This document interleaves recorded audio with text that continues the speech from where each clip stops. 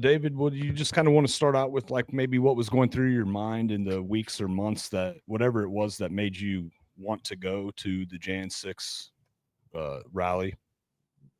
I think a lot of people. I mean, obviously, there's 1.5 million people there, arguably, and most of the people there were there to attend a rally, were there to support the president.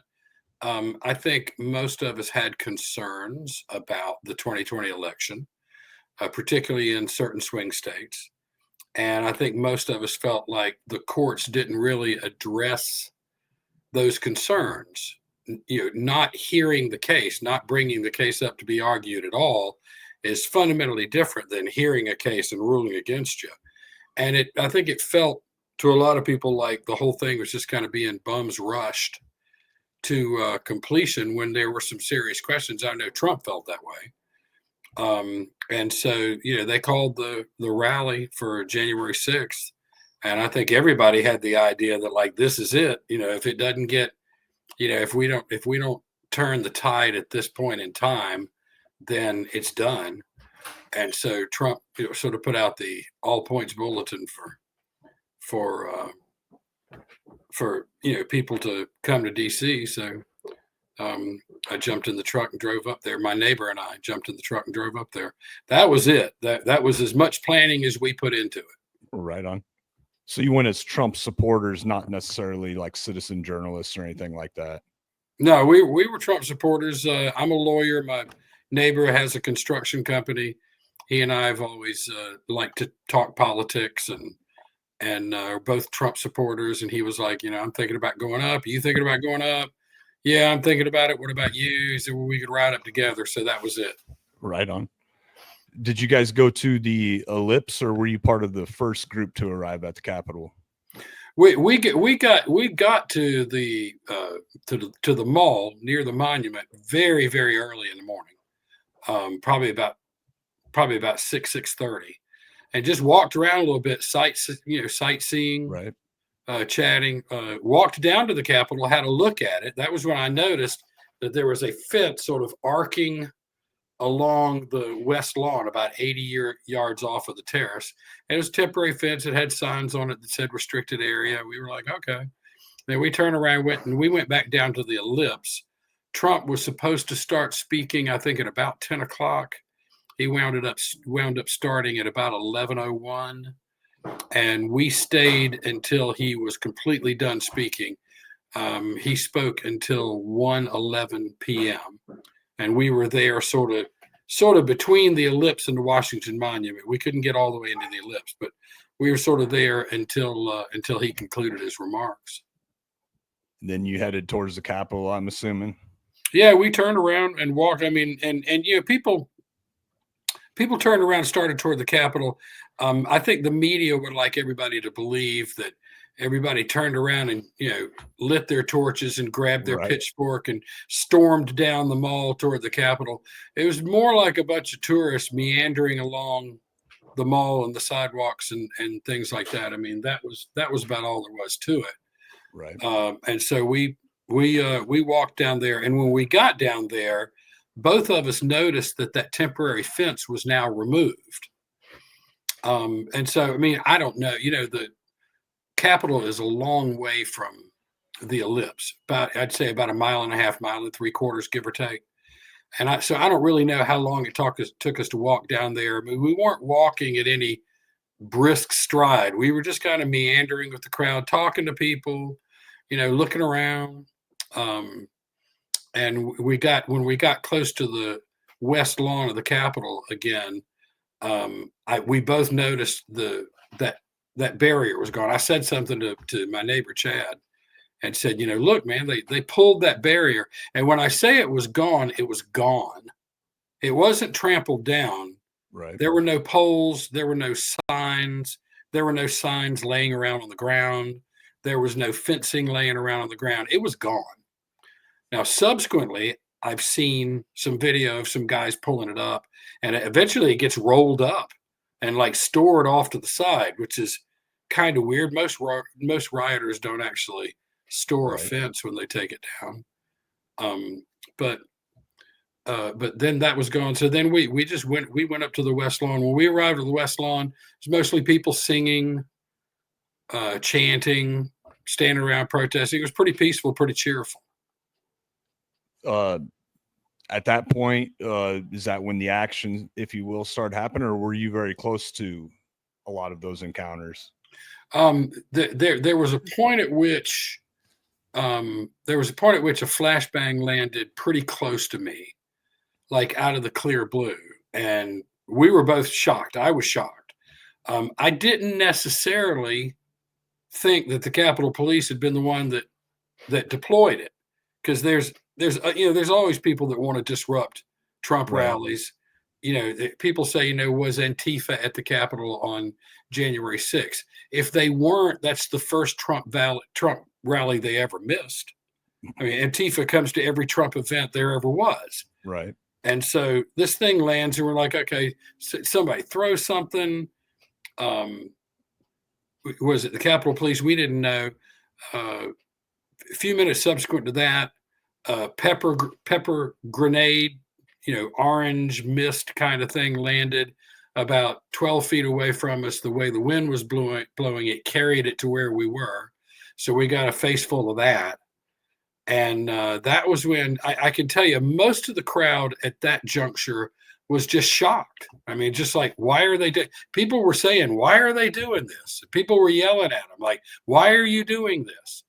And there was a lot going on. I mean, to say that there's any one thing going on, to describe this as other than just really chaotic, and to describe the noise as other than cacophonic, so loud, so rambunctious that it was very hard moment to moment to know what was going on. That's more like what happened.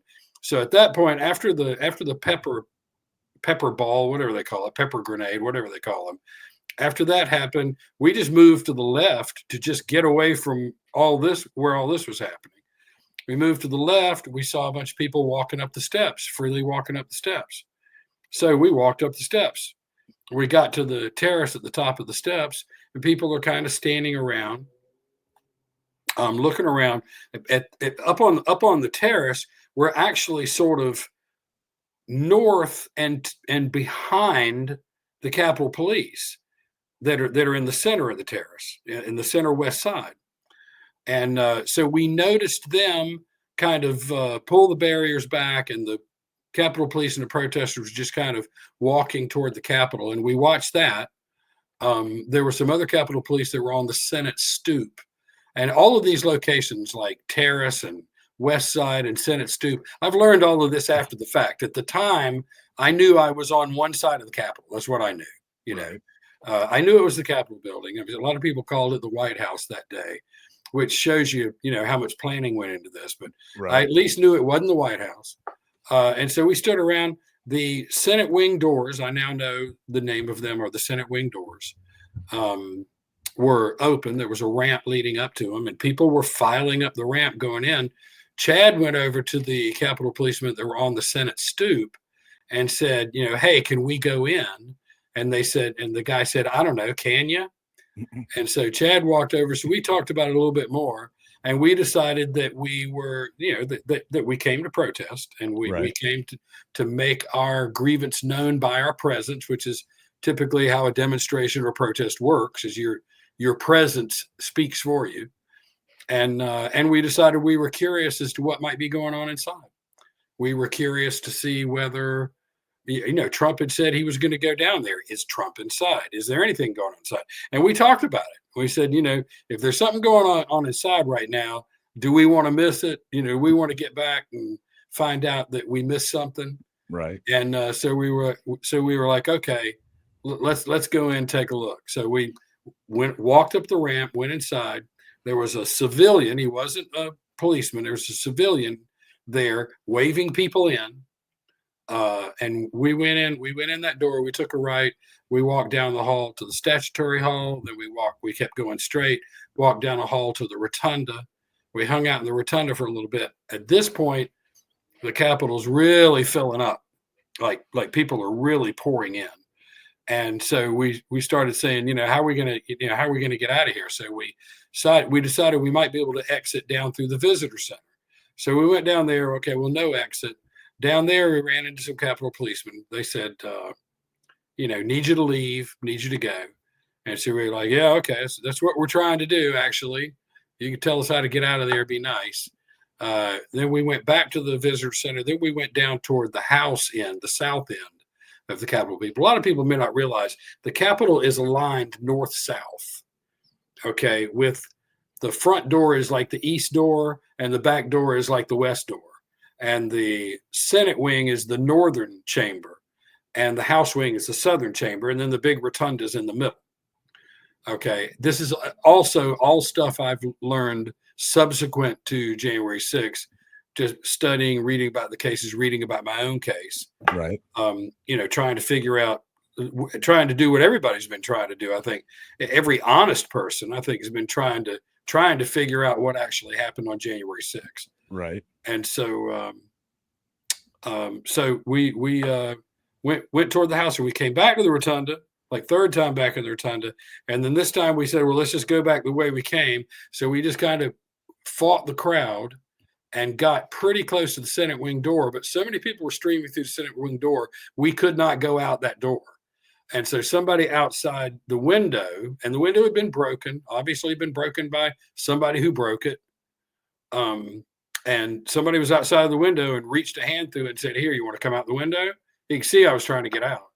And Right. so I grabbed his hand and jumped out the window. Chad grabbed his hand. We jumped out the window, and then we left. And I think it's very important also for people to understand that we walked up the stairs and walked through those Senate wing doors at about 2:23. I think Chad went in at about 2:21, and I waited a little bit before I waited a minute before I went and see what was going to happen to him. Right. And then I went in at 2:23. We were out 29 minutes later at 2:52. I think one of the main things I want everybody in the world to know, at least those that are honest enough to want to know what honestly happened on January 6th, is that all of the violence in the tunnel, what they call the tunnel is the center west entrance to the Capitol. All of the violence you see on the never-ending media loop that they run, with people hitting each other with flagpoles and the guy getting crushed screaming, and that was where, unfortunately, Roseanne Boylan was killed. More than likely is where she was killed. And all of that going to that. None of that started until about 3:00. Really? The Senate wing doors were open at about 2:11, according to the FBI. I walked in about 12 minutes after that. People were filing through. Hundreds of people were filing through at that point. And then a lot of the people that went in that time frame turned around and went back out and left. Right. And the violence started about 3. The violence really heated up 3:15, and then just kept getting worse, really heated up like 4 to 4:30. So I think there's a narrative out there that says the protesters came, and then the protesters fought, and then the protesters went inside. Okay, that's not what happened. What happened was protesters came, protesters went inside, and the fighting started later for the vast majority of us. Now, I've got friends who were in the Center West Terrace who said, yeah, it wasn't like that where I was. I mean, they've got things they saw or whatever, but the Northwest Terrace, the so-called Senate wing doors, most of the people that went in and out of those doors did not know there had been violence at the Capitol that day until they left and saw it on the news. And I was one of those people. Chad was one of those people, my neighbor. John Cameron, good friend of mine, Jay Sixer, who happened to go through that Senate wing door within a few seconds of me. We've met each other subsequent. Talking over X and everything, but he said the same thing. He documented the whole day. He was there as a citizen journalist, and he documented the whole day. And when he's at the train station leaving DC, he's kind of like, well, not much happened today. It's just kind of, I don't really know what happened. It was an interesting experience. This is how he's documenting it, because that's how most of us were feeling. It was 2 or 3 days later, I saw all this violence. I saw this this loop. And there was some things, now who knows who it was. I'm not saying I doubt the crowd that engaged in violence was purely any group. I doubt they were purely Jan Sixers. I doubt they were purely Antifa. I doubt they were purely confidential human sources, FBI. If I had to guess, I'd say it's going to be a mixture of all three. Yeah, I think that's a fair way to look at it, right? So like when you get home, how long does it take before things start really changing for you? I got home. I mean, I noticed the news reports. I noticed the reporting was getting more and more this insurrection narrative. Let's play the tape over and over again. Let's interview the Capitol policeman who says that he suffered terrible injuries. I noticed that they were amping the narrative strongly toward this whole insurrection thing. And I noticed, of course, that they weren't really telling both sides of the story, because I'm like saying, I saw a lot of stuff that didn't look like what I'm seeing on TV, and y'all aren't reporting on any of it. And then I was following it. I think I initially started following it on the NPR database, which was showing how many people were arrested each week, and it would do case updates. It cited all the source documents. And I noticed just like week after week, more and more arrests for a period of time there. And I was like, okay, they've amped this up into something serious. So around February, I called a federal defense attorney and retained him to represent me through arraignment if anything happened. And I suggested to him, I said, just call him up. I'll turn myself in. And he said, no, that's not done. You just, wait they're going to do their investigation, whether you turn yourself in or not. It's not going to make one bit of difference. He had been a federal prosecutor. He had years of experience. He said, wait for them to do their investigation, and then they will come and knock on your door to do the initial contact. When they do the initial contact, you tell them that I want to get with my lawyer, self-surrender. And if I make a statement, whatever statement I make, I'll make at that time. And then hopefully, then the way it was supposed to work was they would call him, and he would call me, and then we would self-surrender and go down and do whatever had to be done. As it turned out, a year and a half went by. It was May of 2022. I never got any initial contact. And a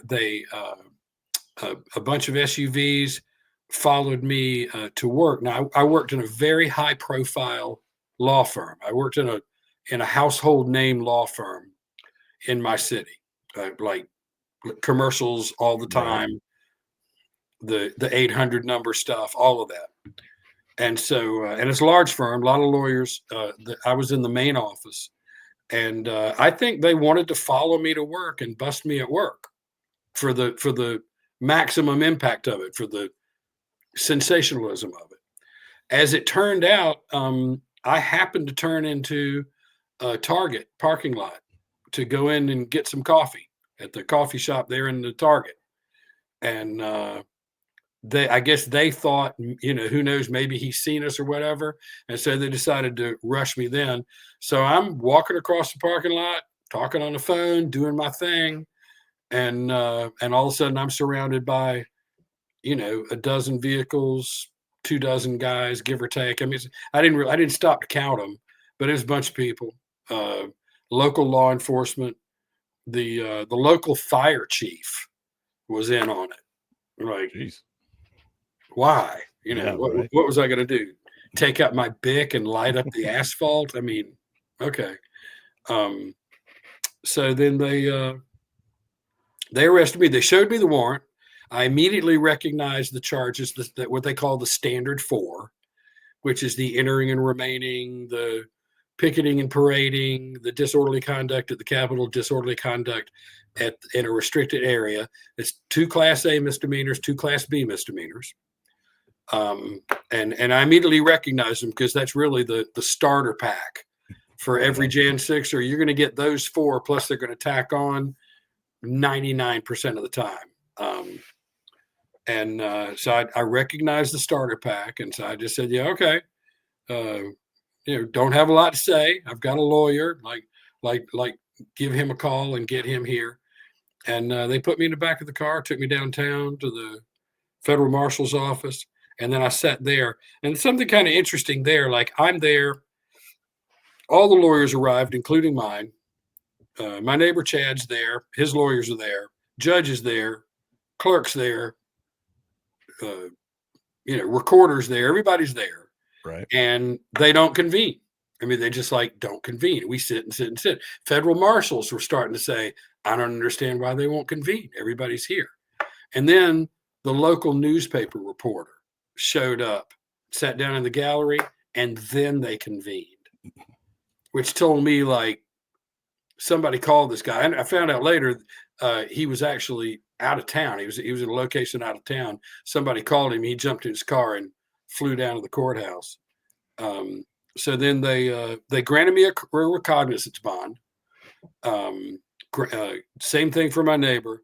And the local paper published the story literally before I was out of the courtroom with significant background on me, which means what?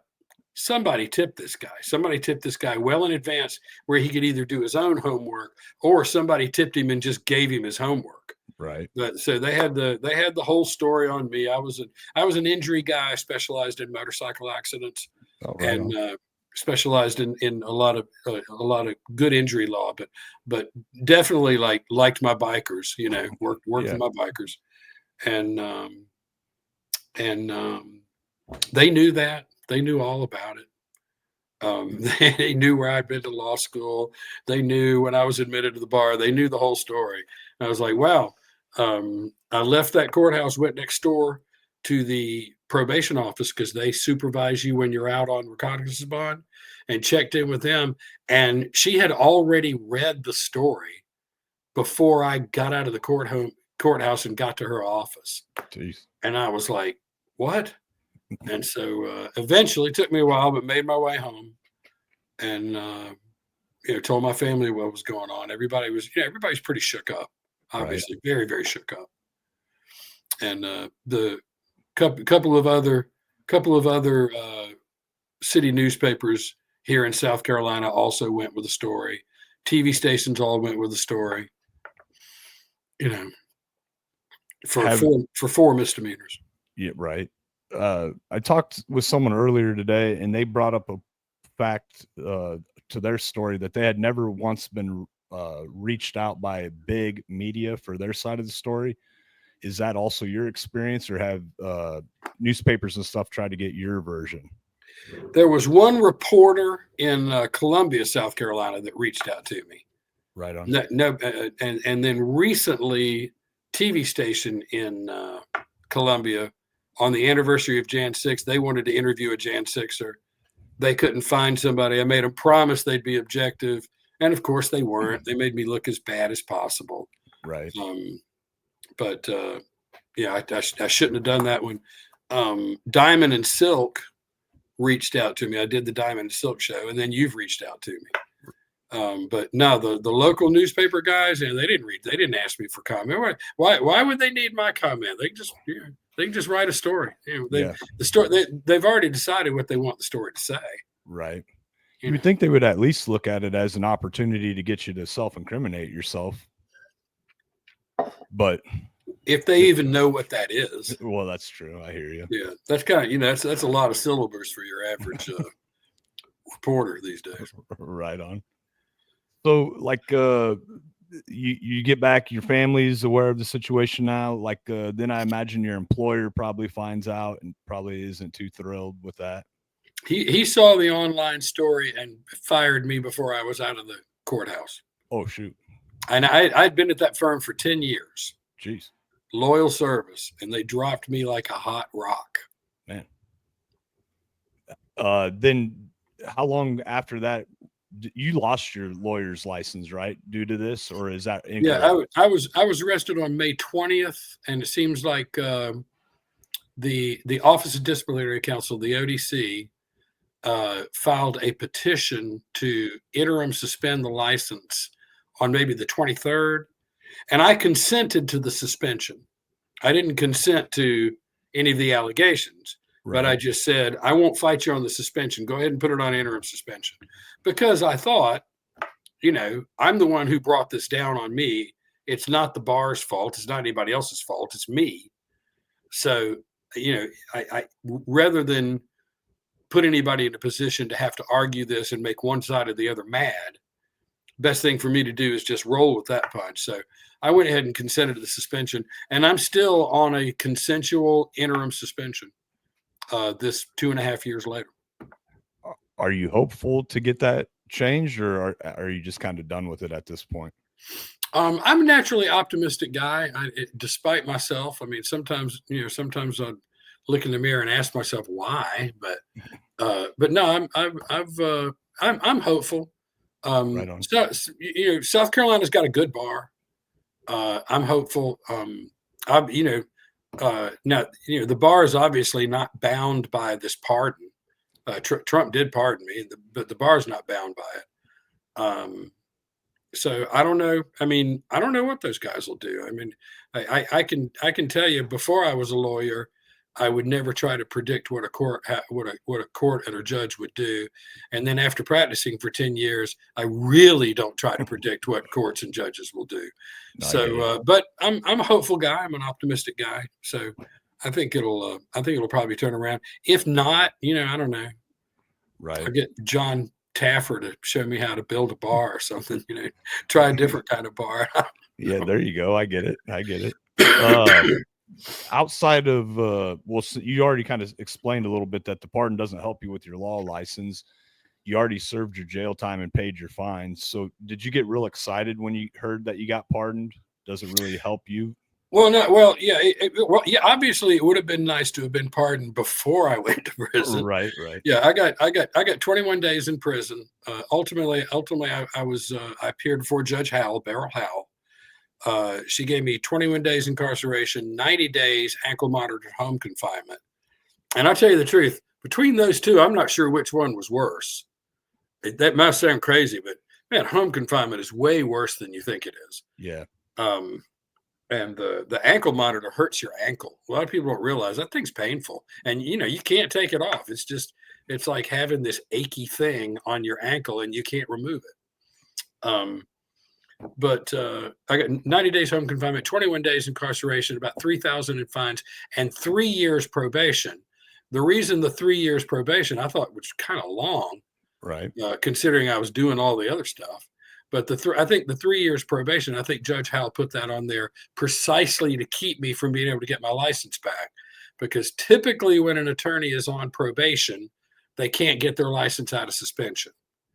Right. Now, when it's all misdemeanor to start with, it's different situation anyway, and that rule may not apply.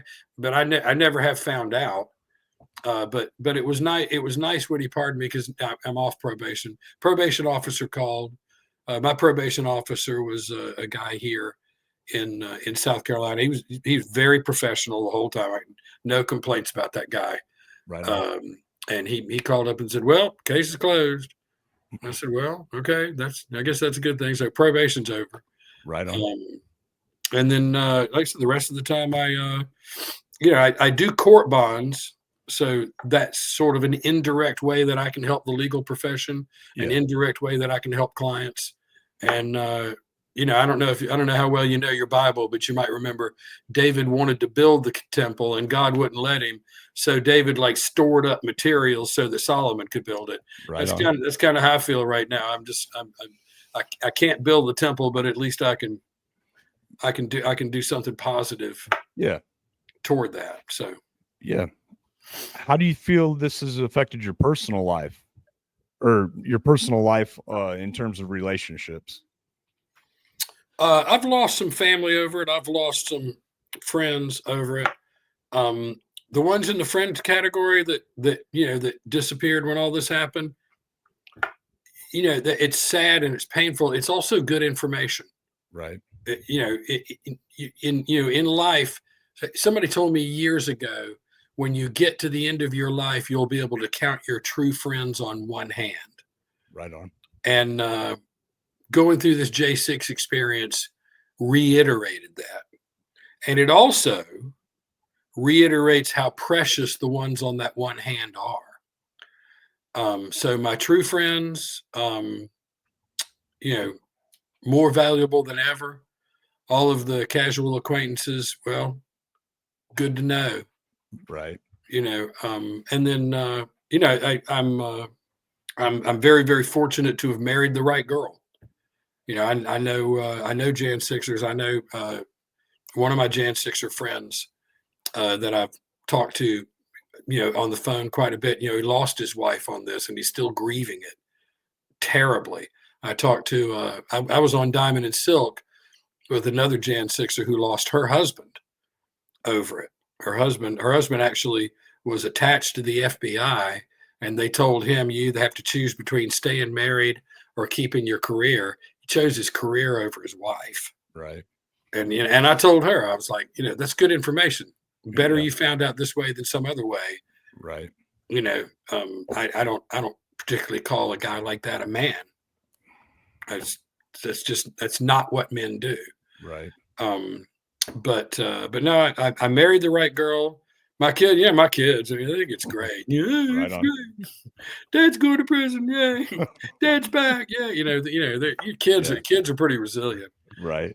Um, and You get but no, street it's cred. and I will tell you, my church stuck by me. I'm a devout Christian. I'm an ordained deacon. All right. I was the chairman of the diaconate at my church. I was the chairman of the diaconate before I was arrested. I was chairman of the diaconate the entire time, including prison and home confinement. And I was chairman of the diaconate when I was pardoned, and I'm still chairman of the diaconate. Oh, They right have on. stuck by me. My church has stuck by me unbelievably well. But we are we're what's called a Reformed church, Reformed Presbyterian church, where the word Reformed harkens to the 1500s Reformation. Martin Luther, John Calvin, John Knox, the guy, the Puritans that founded our country. Right. And they had a strong faith, and my church teaches that and preaches that. And now they stuck by me. They stuck by me. I mean, I think maybe one or two people in my church raised an eyebrow, and everybody else was like, nope. He's our deacon. He's our chairman. We see Right. what's going on here. We ain't buying it. And they stuck by me. So Right on. That's good. If you had a time machine, would you do it again? ha. Okay. If I had a time machine, it wouldn't change my principles. It wouldn't change why I was there. It wouldn't Right. change the fact that, as a matter of principle, I was there to protest, and I came to protest, and I protested. Right. It would not change the fact that I was also quite curious as to what was going on in that building and wanted to see it. So none of that would change. But if you're about to stick your finger in the socket and get shocked again, you don't do it. I mean, I would probably say, like, I mean, without, and I don't want to make out like I did nothing wrong that day. I did something wrong. I knew when I stepped across that threshold that I was at least committing a trespass. I knew it. I'm a lawyer. I wasn't stupid. Here's a threshold. Here's a building. It's freaking U.S. Capitol. Right. People are walking through the door. That don't be it. People are jumping off a cliff. I wouldn't jump off a cliff. People are walking through the door. I don't have to walk through the door. But I was like, I am curious. I want to see what's going on inside. Yeah. I came to protest. I honestly thought I could go in there and take a quick look around and leave under the circumstances. Right. But obviously that didn't work out very well. Would I commit that petty trespass again, knowing that it would cost me 21 days in prison, 90 days home confinement at all? Yeah, probably not. Right on. I get it. Probably not. I hear you. Do you think there's anything that I didn't ask that you would want to get out there or share? Maybe that I forgot to ask. There's so much going on now that's so interesting. I mean, yeah. You've got, the FBI has now admitted that there were confidential human sources in the crowd. They started out with the number 26 and said, okay, 4 of them actually entered the Capitol and 13 of them actually entered restricted areas. Now they've started to bump that number up. And of course they would, because if you had 26 confidential human sources in the crowd, you had at least that many agents. Right. Every one of them was there with a handler. Yeah. Confidential human sources don't act independently. And then you got Clay Higgins' investigation putting the number of assets in the crowd on January 6th at over 200. And I just saw an article a couple of days ago putting the number over 400. Some other interesting things. Now that we have totals, and these are the totals off of NPR, the database I mentioned.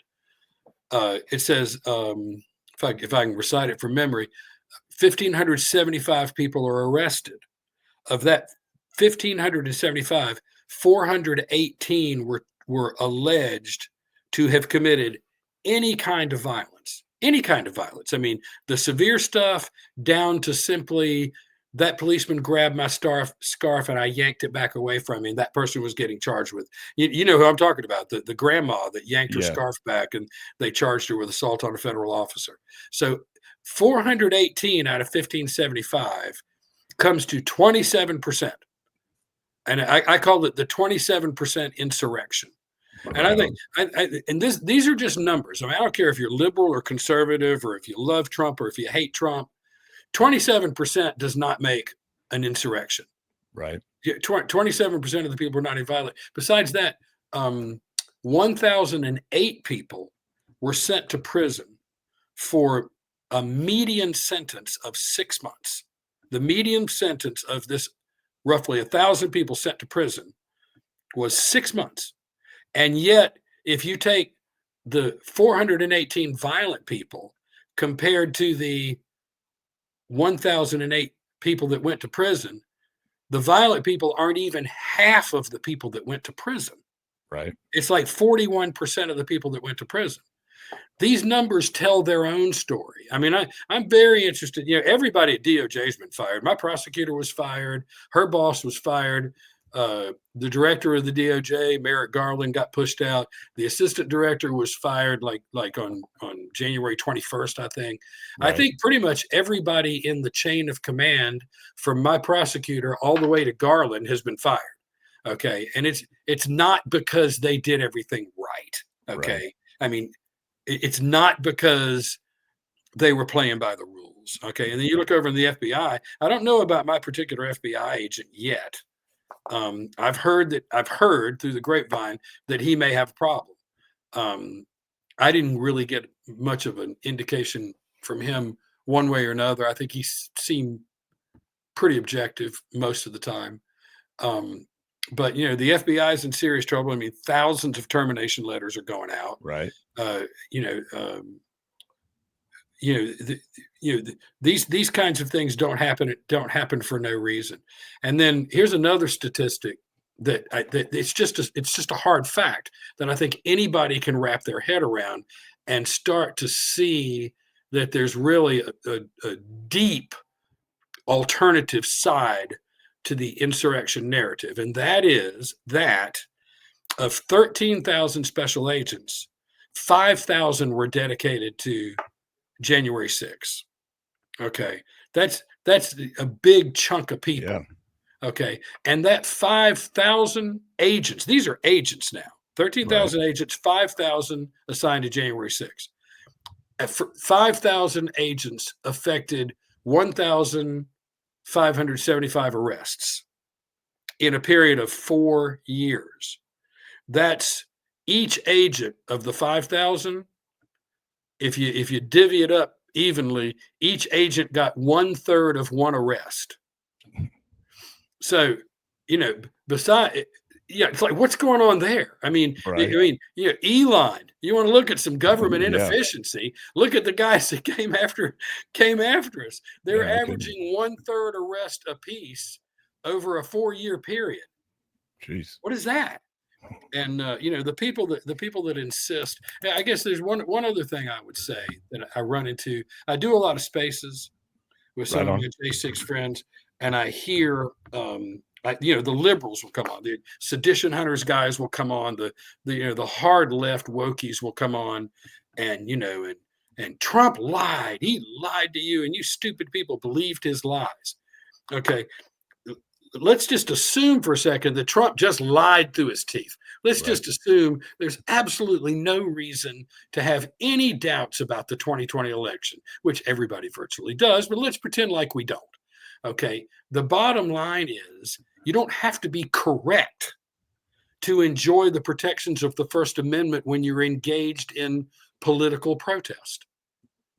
There's this sort of narrative out there like, well, yeah, the First Amendment and everything, but they were wrong, and it doesn't matter. We Right. could have been up there protesting that Venus and Pluto weren't fair to Michael Jackson's monkeys. It doesn't matter. We could protest whatever we want to protest. You don't have to be right. You don't have to Right. be smart. You don't have to make sense. You can protest. Jan 6 protesters knew exactly what we were protesting. We knew exactly why we were there. We had an opinion that the election was rigged, and we wanted to be heard on that. We wanted to bring those grievances to the government in a First Amendment way. Okay, granted, I won't deny that some riots occurred. I think it was a protest with significant pockets of rioting. But to frame that whole thing, particularly with the statistics I just gave you, to frame that whole thing as some sort of massive insurrection is just absurd. I mean, Right. it's just absurd. I mean, for 418 people out of 1575 arrested does not an insurrection make. And then once again, you really want to get into the weeds, start looking at the 418 that were arrested. Right. I tripped and fell. I got arrested for assault on a federal officer. Some guy grabbed me. I yanked my arm away from him. I got arrested for AFO. You see a ton of stories like that in there too.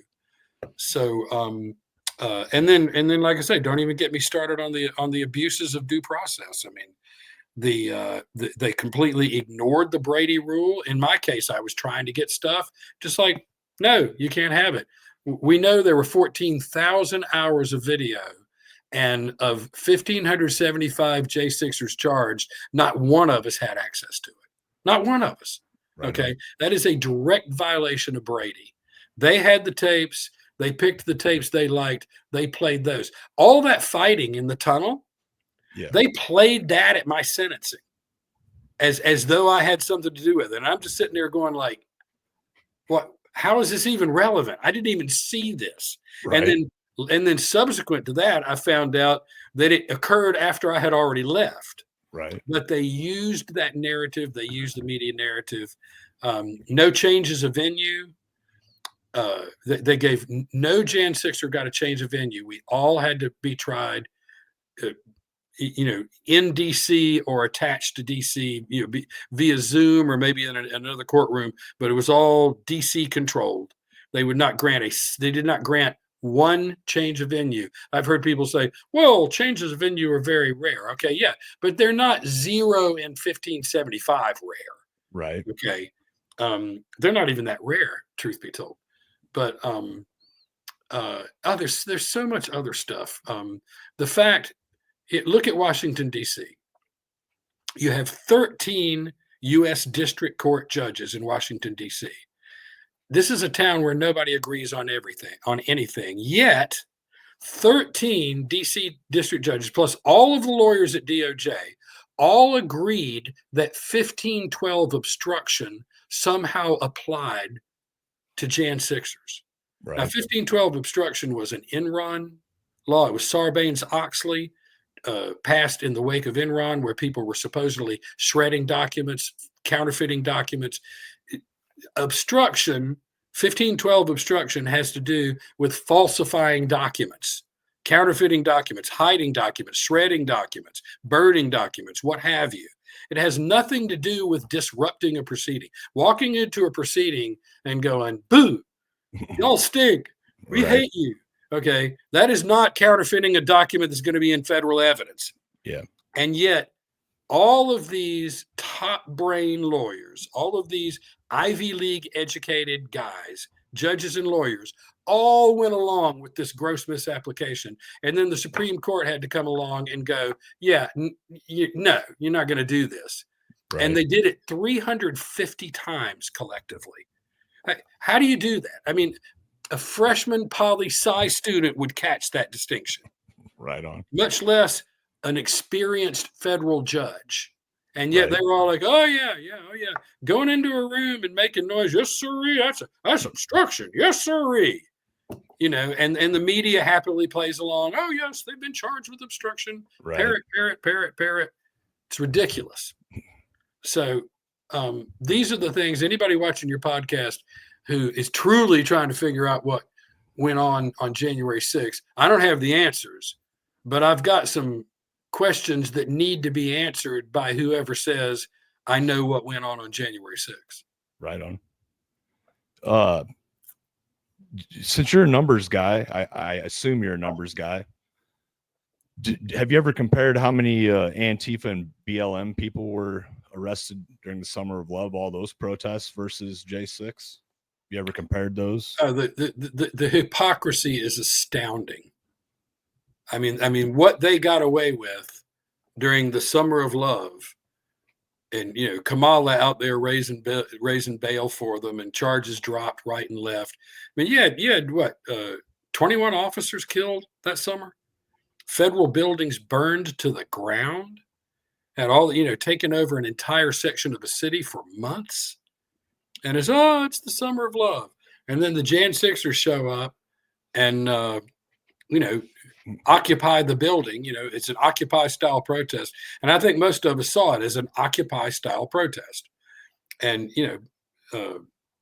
several thousand Jan 6ers engaged in an Occupy style protest. And oh my gosh, it's worse than Pearl Harbor. It's worse than the Alamo. It's worse than the fall of Carthage. Right. It's like a break, No, I get it. So, yeah, but I've never actually done them. If you've got them. No, I don't have them. It just when you were spewing out the numbers there, I thought to myself, he might actually be the one to ask. Thank you. Because a lot of people have been asking me that. I should sit down and look all that up. I've looked up. I've studied these numbers. A really good place to study the raw numbers is NPR. And I'll tell you, no one will accuse NPR of being like some sort of right wing bastion. Okay. Right. NPR is liberal, if anything, and this is their numbers, their stats. They've kept it up as they've gone, and you can go to the. I usually just Google Capitol riot arrests NPR, right, and it'll come up. A little link will come up, says explore the database, and you can scroll down a few paragraphs, and right there in the database, you see 1,575 total arrests. 418 were alleged to have been violent. And you can just run down the list, and then you can just take a calculator and do some of the percentages and go like, wow, so 27% of the people arrested were violent. 20%, 27%. Everybody, 1,157 were not alleged to have been violent. And yet most of the ones arrested, more than 2/3 of people arrested, 1,008 did active time in federal prisons. Jeez. How did Biden pardoning the J6 committee make you feel? Preemptively pardon. I wish I could say I was surprised. I wasn't even surprised about when he did it. Right. I mean, I knew it's like, and there's this window of time coming up toward the 20th. And I was like, if he's going to do it, he's going to do it in this like 7-day window. And sure enough, I think it speaks volumes. I think anybody with a brain knows that he didn't pardon them for nothing. If they didn't do it. I mean, in my lifetime, I've never heard of a congressional investigative committee having to be pardoned. Right. I mean, pardoned for what? Right. Nothing good. So, Yeah, but not yeah, for handing out Girl Scout cookies, right? yeah, and I'm not trying to come out off like some like super wise guy or something. But I just thought he's going to have to pardon them. They've they have in fact Liz Cheney. We were talking about 1512 obstruction. Liz Yeah. Cheney is actually guilty of 1512 obstruction. She actually did hide documentary evidence. So did Bernie Thompson. So did all of them, and they know they did it. That's why they sought the pardon. Does Pelosi ripping Trump's speech, does that qualify as that? No, because the speech would not be considered a document in evidence. Right. It has to be like there's a crime going on. There's some evidence. The evidence is in these documents. We want these documents. And so Guido and Luigi sneak into the corporate office in the middle of the night and Right, I get you. What documents? Right. That's 1512 obstruction. Right on. So, but Pelosi ripping Trump's speech, I mean, mostly just made her look like an idiot to me. Right. Yeah. I guess she felt like she was making a strong protest there, but whatever. Yeah. If there's nothing else that you really feel like you want to get out there, I usually wrap up the interview with one last question, but I'll give you the chance to say if there was anything else you really have on your mind. Well, I would just have to say that the main thing that got me through this is faith in the Lord Jesus Christ, him and no other. I would not have made it without him. My family sticking by me, it's a big bonus. Right. And some of my friends that stuck by me, big bonus. But this thing, I mean, I was a Christian before all this happened, but this thing really increased my faith. It really increased my trust in God. I'm still having to trust God. I mean, that law license is floating around out there somewhere, and I'm like, I'm talking to God every day. Right. Really would like to have that back. Yeah, I get it. But the Lord giveth, the Lord taketh away. Blessed be the name of the Lord. I would have to say first and foremost, and if you're a J6er and you're struggling, turn to Jesus. Turn to the Lord. This is the time to do it. God, I think a lot of people feel guilty because they only call on God when they're in trouble. And I'm the same way. I mean, I'm totally like when things are going good. Yeah, God, check you next Sunday, babe. And things are going bad. That's human nature. The Bible actually says, call on, there's, and I can't quote chapter and verse at the moment, but where it says, call on me in the time of trouble. It's like God is saying, I know what you're going to do. I know you're not going to call me when things are doing, but when trouble comes, don't feel guilty about it. Call on me then. Dial me up. That's the time to get me. And that's what I would say to Jan Sixers. This is the time to reach out to God. This is the time to find that inner strength and that inner peace that comes from him and him alone. Right on. And then everything else I would say, I mean, I think, I hope Jan Sixers will be able to successfully organize. I hope that we'll be able to seek restorative justice. I think there are a lot of legal actions that Jan Sixers should consider as we sort of switch to offense. And I'm all in favor of it. It's time to switch to offense. Right on. So, I know you're busy, so this will be the last question. But if you want to look at it like 20 years down the road, what message do you hope your story shares with like your kids or your grandkids or even just the future people in America? I hope my kids, I hope future people in America will say that, maybe he made mistakes, maybe he didn't make mistakes, maybe he did the right thing going inside, maybe he didn't do the right thing to go inside, but he did what he did for the cause of liberty. He did what he did for the cause of America.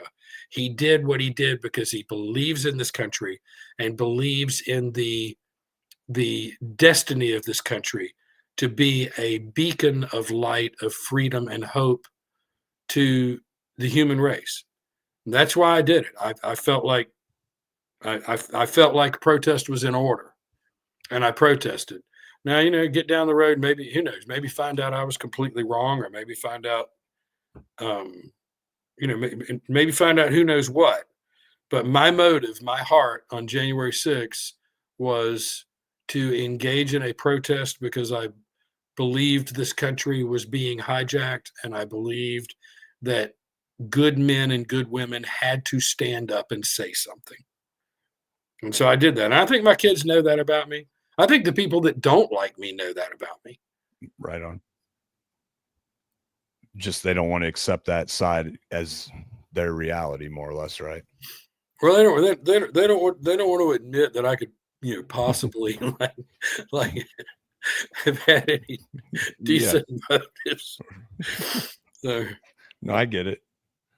Well, David, I really appreciate you taking time out of your schedule to talk with me about your J6 experience and how life's been since. all right, yeah, thanks, Nick. I appreciate the opportunity. I'll keep an eye out for your podcasts. Right on. And, I appreciate and stay in touch with the J6 community. I think this is a long way from being over. Right on. I appreciate it. Have a good one. Yeah, man. Thank you.